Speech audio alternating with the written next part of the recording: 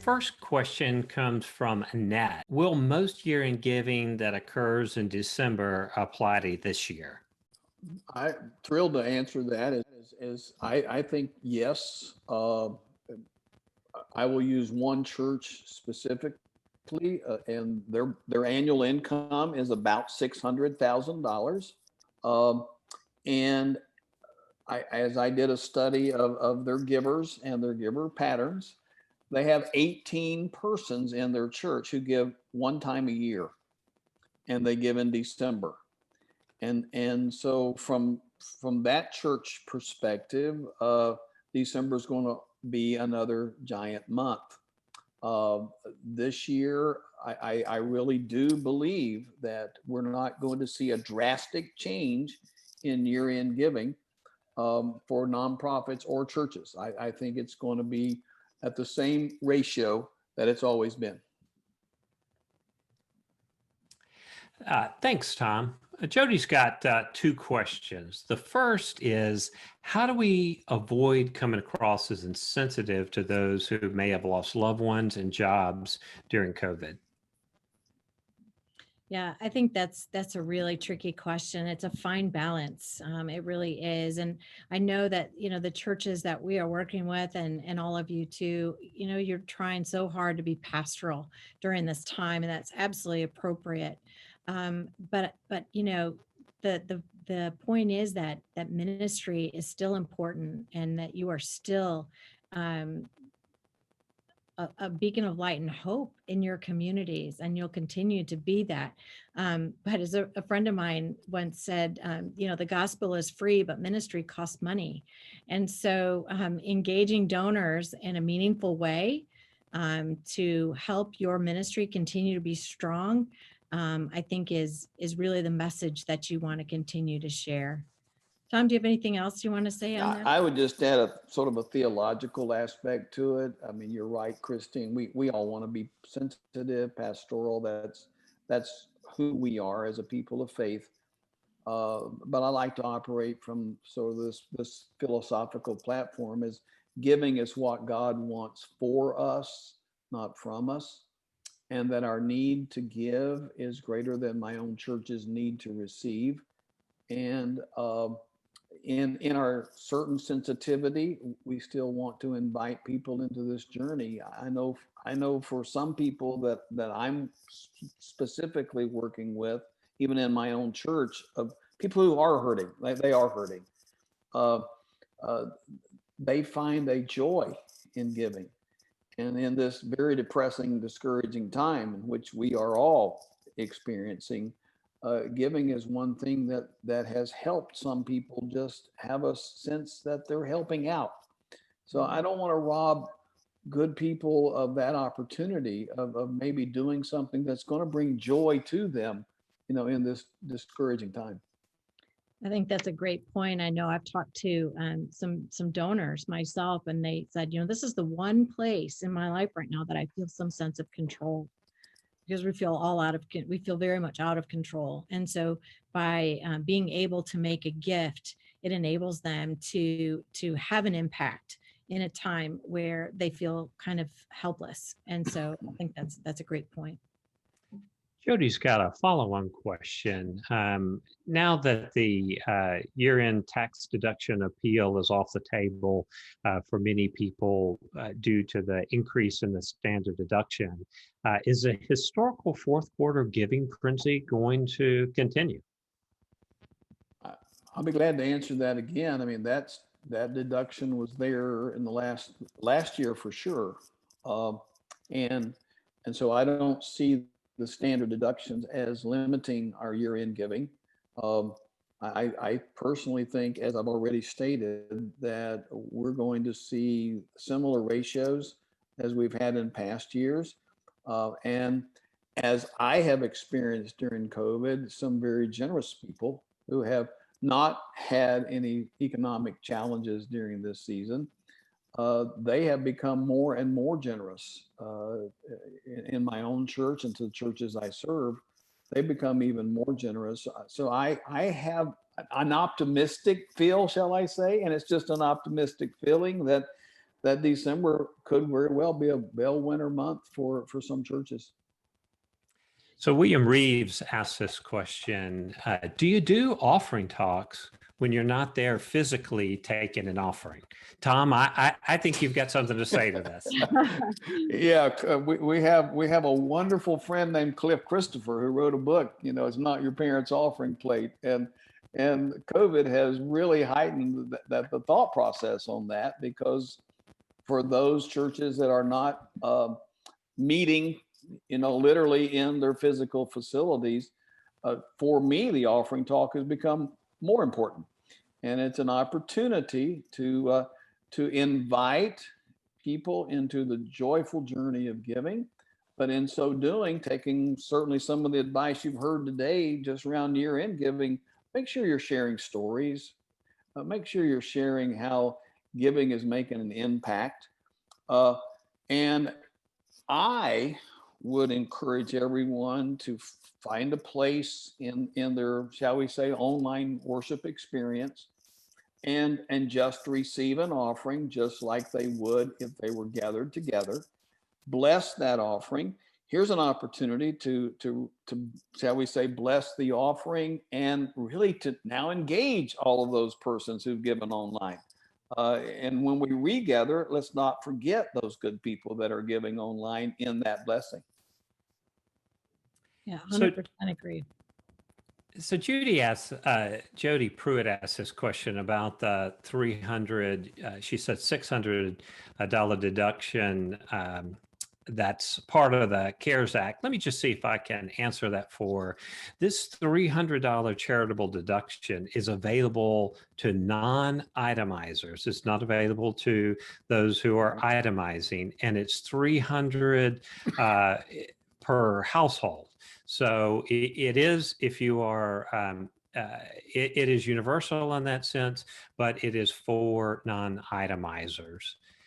Tom or Christine, anything you want to add to that? Yeah, that's right. Is that, as we stated earlier, we want to make sure that every person talks to their own, tax person. But I think you've hit that correctly. I mean, one of the things I said relative to the $100,000 or the 100% opportunity this year compared to previous years is, I think that the actual law is 60%, not 50% relative to previous years. And it will go back to that January 1 this year, and this year only. It's for the 100% deduction. So Jeff asks a question, do you have resources for church leadership to utilize when it comes to legacy gifts, like the creation of booklets or other helpful information? Again, I think the best source for that is the denominational foundations. They have beautiful materials that have been put together, and they can also provide some of that expertise that Tom was mentioning earlier. If somebody doesn't have a financial advisor, they certainly have some of that expertise as well. So I would encourage you to go to Presbyterian Foundation, United Methodist Foundation, Episcopal Foundation. There's a lot of denominational foundations that have great resources in that area. And I'd always add, Joe, that once you have talked with them, if you want deeper understanding or more understanding, Horizons is always there as maybe the next step after you've talked to your foundation. So Marilyn is asking the questions. If not taking a required minimum distribution, but contributing directly to the church, do they have to pay taxes on the contribution? Great question. Thank you for that question. Is if they give directly from their account, meaning their 401k, IRA, their specified account, if they give directly from it to the church, then there's no taxes on that. If they make them, I'm going to say the mistake, I'm just going to use that language. If they make the mistake of having the check written to them, and then they make a gift, then there can be some taxable events there. So the key is always transferring ownership from the account to the charity. Thanks, Tom. And some don't. Suzanne asked this question. How many churches are having a great year? We have more disconnected membership because of the pandemic, and goes on and talks about her circumstances. But what are you seeing in churches across the board? What's giving look like? Another great question, and I'm going to use your phrase there, across the board. It's a little bit different in each congregation. Uh, I'm going to use this illustration: is those churches that have engaged in what I call just personal phone calls, and it may be a prayer team making some personal contact with persons in their parish. Those churches are, shall we say, doing okay. Their income and their giving has remained fairly steady. Churches that sadly have not participated in some personal contact, and I'm gonna use an illustration here. An email is probably not a personal contact, unless it's a personal email from Tom Melzoni to Joe Park, then that would be certainly a personal contact. I have seen those congregations have declines actually in giving of up to 30%. So it really boils back down to what we have stated for years at Horizons, is that the more personal the touch, the greater the response. And during this season of time when ministry is, personal ministry is so needed, I'm finding those churches that have done well at that are finding their incomes to be, as I said, steady. I'm happy to celebrate with a number of the churches I work with that I've got. I'm going to say 7. I've got 7 of those churches right now that have a 15% increase this year in their giving, but they've been very, very wonderful, shall I say, at connecting to their congregations. And Christine, I know you're aware of some of the data points out there, a number of studies being done, but the statistics seem to be something around 20 to 25% of churches are seeing increased giving. Last survey I saw said that was 17%. Around 50 to 60% are holding steady, but those remaining churches that are in decline are in rapid decline. There's a lot of, that has to do with pre-existing conditions. And so overall giving to the church is down around 5% this year, but it's because of that roughly 25 to 30% of churches that are in deep decline. Christine, you may want to have a comment on this. I know you do quite a bit of study on it as well. Yeah, I think in all those statistics are great, and thank you for sharing those. I think those are really insightful to what's going on, and same with Tom's comments. It seemed to me that at the beginning there are some churches that didn't make the turn fast enough, didn't do online giving well. They weren't going to do online worship. They chose not to do offering talks or doing an offering at all online. And so they sort of developed bad habits early on, rather than sort of adapting to this new online virtual presence. And as Tom said earlier, to find a time in the worship service to actually do an offering and to share the blessings that the church has received through the giving of their members is such a vital part. It is a worshipful experience, and it should be a part of the worship experience. But some churches failed to do that early on, and weren't set up for online giving and all those kinds of things. So those that made the turn quickly and adapted quickly seem to be doing well. And of course, the PPP loans helped with many churches to get past some of the big hurdles. But those churches that didn't adapt quickly tended to really fall off fairly quickly and have not really recovered. So for our viewers, we've run past the hour. We're going to stay on for a few more minutes and try to answer some of the questions. This will be recorded and sent to you, the question and answer session as well. We still got a couple hundred people connected with us, so we're gonna continue to move on. John asked this question about PPP loan forgiveness. Let me say this to you, John, that it's a bit of a mess out there.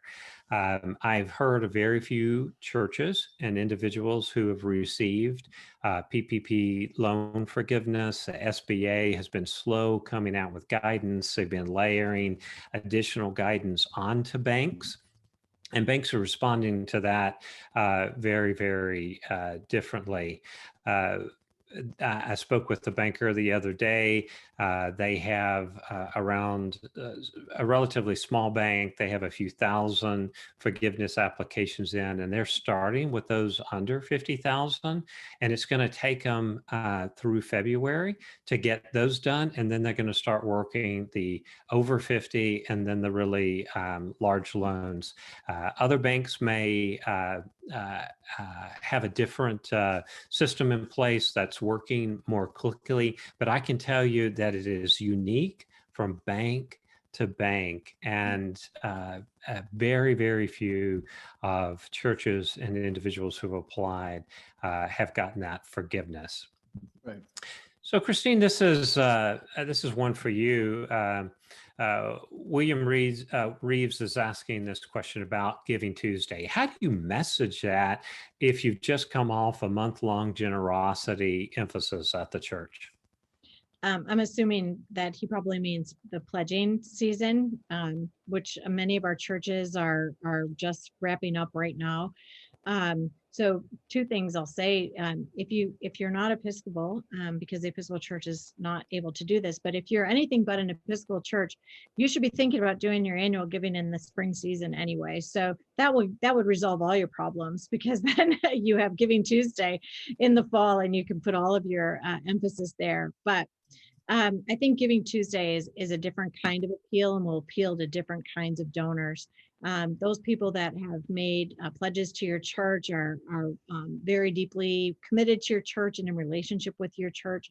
Giving Tuesday will certainly elicit some responses from those people, but it's more likely going to elicit gifts from people that maybe have never contributed to your church, or who are non-pledgers. And so you can get them onto that giving path, get them into that first step of making an intentional gift to your church by inviting them in to participate in Giving Tuesday. So I think it's two different kinds of groups that you're speaking to, two different kinds of appeals. Yes.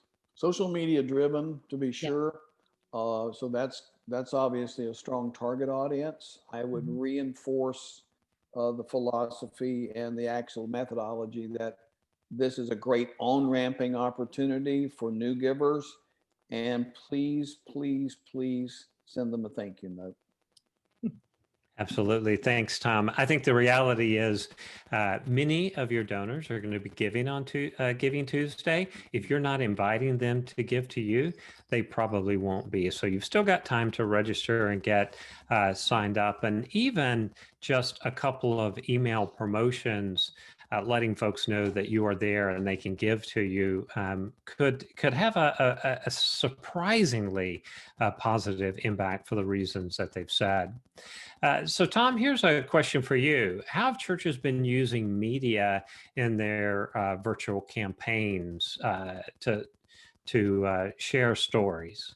Oh, great question. Is I personally, for most of the churches that I work with, I'm a fan of iPhone videos.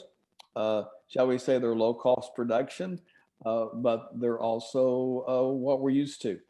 And so it's just I really believe that we need to be recording stories of what's happening in people's lives, and if possible, place them on our website. If possible, if you're using social media, these are great opportunities to put them on your church's pages, or spread it out through social media means. And even then, this is an offering talk. I mean, this video that you're using is one of your offering talks. And I would encourage everyone to really look at how they're utilizing media to be able to share the stories of impact, stories of life change, uh, stories of thank you, as well as invitation. You could even record an offering talk and show it via video, uh, because for some people that would be something unique and different. So, Christine, Sharon Arthur is asking, do you have an example of a survey asking donors to share information about their legacy designations? I don't know of any research specific to that. But Sharon, send me an email and I'll dig through my stuff and I'm happy to see if I can find something. Joe, do you know something? I think the question she's asking is, do you have a form or a document to capture that information? I don't, but I can sure create one. Yeah, I would say I have one, Awesome. and I'll collaborate with Christine and allow her to improve it. So Yeah, great. Yeah, Sharon, send me an email and we'll make sure that's you right. get it. Yeah.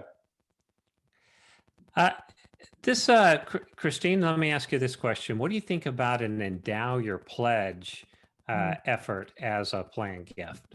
I love that idea. I think it's a great, great idea. We have, it's no surprise that many of our mainline churches are aging out. And some of the people at the top of the giving list are the people who are going to age out most quickly. And so giving that donor an opportunity to endow his or her pledge is a wonderful gift, not only to the church, but also to the donor. So I think it's a great, great strategy. But I'm going to put a caveat on that. Planned gifts require, and this is one reason why churches often put them on the back burner for a while. They require so much time and energy because it's all about the relationship. You don't ask somebody to marry you on the first date, and you certainly don't ask somebody to endow their pledge in the first meeting. So please make sure that you're having conversation, that you have a clear understanding of what that donor's passions are, so that you can speak to those passions when you're having that conversation. And by the time you get to the ask, it should happen so fluidly that you're just both in sync together, and it's a beautiful transformational moment. So I think it's a great, great idea. I encourage you to do it. Personal story, Joe. My mother-in-law 15 years ago called me, and I went over. Obviously, she's calling me. I'm going over to talk with her, and she said, "This is what you do. Can you help me make sure that my church receives my giving through eternity?" She gave, this was her tithe. She gave $1,800 a year. She was not a wealthy person. That was her income, 18,000 a year. And I'm thrilled to say that January, in essence, in January, her church will receive the seventh gift. That will be $1,800 because we endowed her giving for the rest of eternity. So Perfect. Nancy asks a question. Can you clarify how one gives stocks or securities as a gift to the church, and what receipt is required? great question. I'll make it very simple. Is the church sets up a brokerage account, and the donor then has typically their broker send the stock to the church's brokerage account. At that very moment, the tax kicks in. When I say the tax receipt kicks in. Typically the broker will send a thank you or a tax acknowledgement to the donor, stating that 180 shares of Procter and Gamble stock at whatever the amount is, was transferred. That becomes your tax receipt. The church does not have to necessarily send a tax receipt. Basically, they send a thank you note if the broker has sent that tax receipt. So it's that easy. It's really that easy. It's just a matter that you've got it. Again, it's in the messaging. You have to market that this is how that's done. So Jackie asked this question, do you have a recommended way to collect online donations? Is it as simple as incorporating a PayPal button on your website? The answer to that I know is a mouthful. Christine, do you want to take a shot at it? Yeah, it is a mouthful. So the short answer is no, it's not that simple. But it doesn't have to be overly complex. Probably the first decision that you'll want to make is who will be your online service provider. There are many of them out there. Can encourage you to take a look at them and compare and contrast the expenses, because the fees and et cetera are going to be different for each one that you look at. So find one that is one that you think is going to work well for you. We encourage churches to take credit cards, debit cards. PayPal is also a great choice. More and more people are going to that because it's a more secure way for them to contribute. Make sure that your giving page is easy to get to. When you look online, there should be a give button on the upper right corner of your homepage. So don't make it hard for people to find it. Make it really easy for people to find it. Once they get there to that page, so it'll be then diverted to your online service provider. But make sure that that page looks like you, that it doesn't look like they've gone, off wandering somewhere else, that they really are still on your website. So make sure that it's branded properly, that the same color schemes and all that, so people see that it looks connected. And then on your choices and your drop-down menus, make it simple. Don't have 25 funds listed there. Trust me, I have a church who has 25 funds, and if you're on this call, you know who you are. It's really important that you limit the number of funds so it's easy for people to find it. Also, if you're going to look for recurring gifts, which we encourage you to do, if you want people to set up their gifts through ACH transaction or regular billing to their credit card, make sure that those are the default options, that people don't have, that people have to uncheck them in order to do something different. So it encourages more of that kind of giving. And again, last I'll say, just check your processes, make sure it works, make sure that it's easy, make sure it's intuitive. Ask 5 people who haven't had a hand in creating it to try it out to make sure it works. Make sure that their confirmation says thank you, not just yeah, your transaction of $25. I had a church I made a gift to, and it said your purchase has been completed. I did not purchase anything. I made a contribution. I made a gift. So make sure that the language is appropriate. And then all of them are set up to send an automatic email to the donor. Take a look at that language. That's often where churches fail to really look and see that this is a great opportunity to talk about the mission and vision of your church succinctly. Let them know that their giving is going to forward that mission and vision of the church. Express gratitude to them in that, and no ask, no second ask, 100% gratitude in that thank you and confirmation. Christine, that was an incredibly succinct answer to a complex issue. Yes, I would encourage you to look online in our webinars when you're drawing out this recording. And we've got some great webinars in there on maximizing your website for recurring giving that go into this in much more detail. Tom, this question's for you. Jody asked, we do a lot of community outreach activities. Is it appropriate to invite the community at large to give in these ways? Meaning, I think when we're doing community outreach activities, is taking an offering or inviting them to give and support appropriate? Great question. I'm going to always answer that very carefully, meaning that when you're making an ask to the community in which you're serving, do so with taste, do so in a careful manner. Make sure you're providing the correct opportunities for them to give. And if you're not prepared to say thank you, then you should be, relative to saying thank you. So yes, I'm going to say, if you want to make an ask of people, do so. The other side of the coin is, do not have a high expectation, because it's rare that people will support from the community, these activities. It's just rare. It does happen. So yes, I know all of you may have a story or two of it happening, but don't expect the community to be paying for your outreach event. We've got a couple of questions about people wanting to give this year for next year's budget, essentially bundling up to take advantage of tax deductions by consolidating them all in this year. So first question is, if somebody wants to give a gift this year for next year's budget, is that permissible? And how would I go about doing that? Yeah. So first of all, yes. Yeah, not only permissible, but the welcome. Sometimes in the church we fail to recognize that the donor really has ultimate control over giving.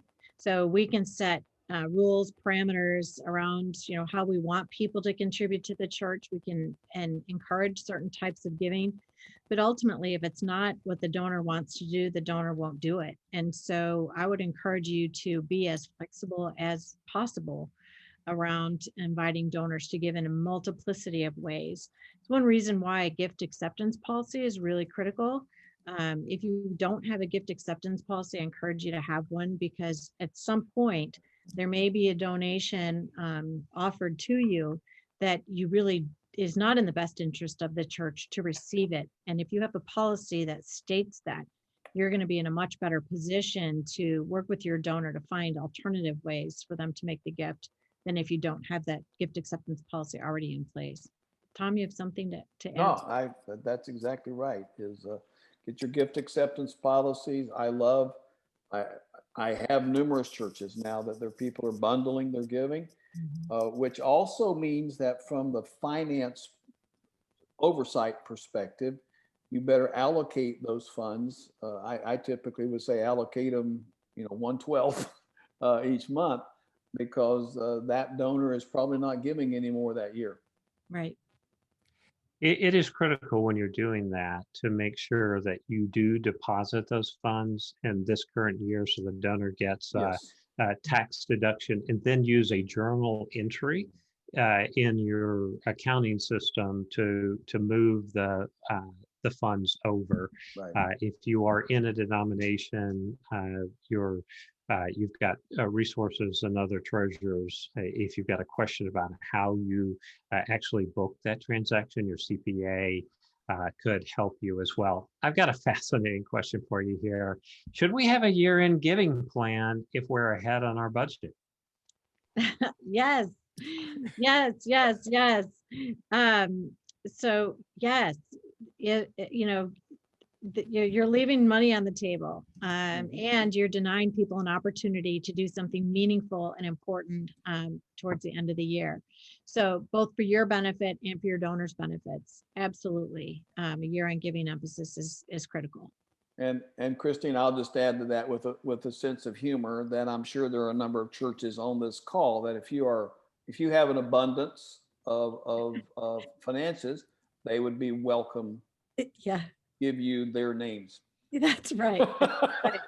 Or if you're not feeling that generous, Christine made the comment earlier that if you're doing well in your budget, that you can actually ask for giving for a specific purpose. It can be for a ministry or an outreach or a capital item or something that you need. But I agree. You definitely want to allow people to do what God is calling them to do. And I'd love to hear the story of that church. I mean, that would be a wonderful story, because that will be encouraging to others. So send us your story. So Dan Darby asked this question: what is endowed giving, and how does that work? Great. What is endowed giving? Yeah, that's again very, very good question. Is for the $1,800 a year that I mentioned, I would choose my own perspective, is an endowment. A normal endowment will pay 4% a year. So I'm just using that as a rule of thumb. So 4% a year.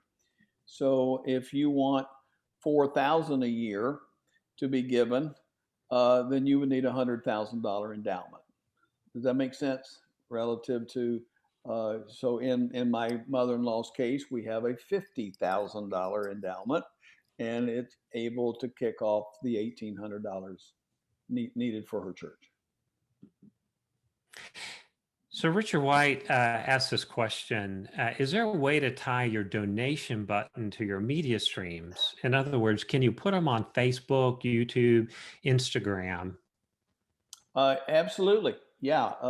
And if you go and follow some other churches that are doing that, whatever the word they use, they might use give, they might use donate, but whatever your button is, it's just right there in your streams. If you're sending out, as I would hope many of you are, you're sending out, say, email announcements to your people during the week, a great opportunity just to insert that give button right there in that announcement.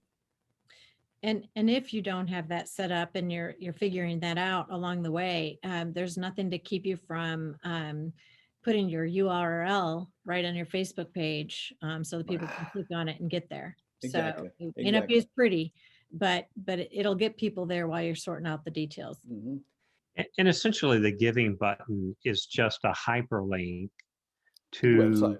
the landing page that is your giving page. So super easy to do. If you've got questions, you can hit us up on our website, and we will be happy to respond to that. Jeff is asking the question, how do you get the language changed in the donation receipt so it doesn't say transactions? Also, there's another comment from Jeff about Vanco limiting the amount of customization that you can do. So maybe you want to speak more broadly to the various providers and some of the checklists you want to go through in picking the one that's best for you. Yeah, that's one of the key differences among the various providers is their ability to be flexible and customizable. And we have had a couple of churches working with certain organizations that are very inflexible and are unable to customize. So they've had to switch providers, and that's certainly an option. It's not an option that appeals much to people, but it is an option to go to a different service provider to get the customization that you need. My hope is that that those of you who are out there that are struggling with your service provider to customize your site will continue to push on your providers, because I guarantee you anybody that's working with us is pushing their providers to be more customizable. And so hopefully they'll begin to understand the importance of it. Perfect. So Richard is asking this question, are you adjusting your recommendations in any way due to COVID and the current financial challenges that people are facing? I'm thrilled to answer that.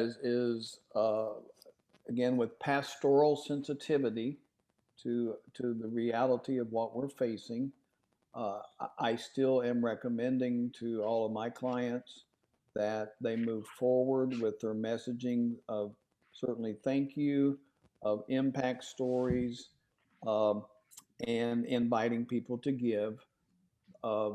Is that there certainly is a portion of our population that is truly hurting, and it could very well be, as in a number of churches I'm working with, that the giving is helping those. When I say giving, what the people who have means are doing in giving is that church is also providing means for those families that are hurting, and so the more, again, sensitivity, but the more we can invite people in this time to enjoy the joy of giving and the blessings of God through giving, I think we're helping them spiritually.